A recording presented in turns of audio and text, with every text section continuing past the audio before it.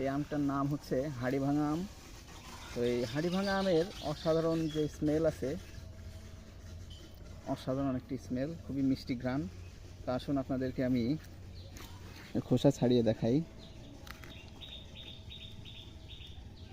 আমটা অনেক পেকে গেছে, যার কারণে খুব সহজেই খোসা ছেড়ে যাচ্ছে।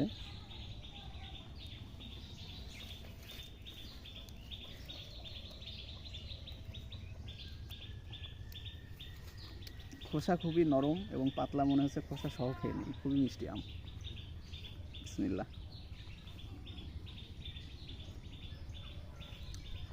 ধন্যবাদ সবাইকে।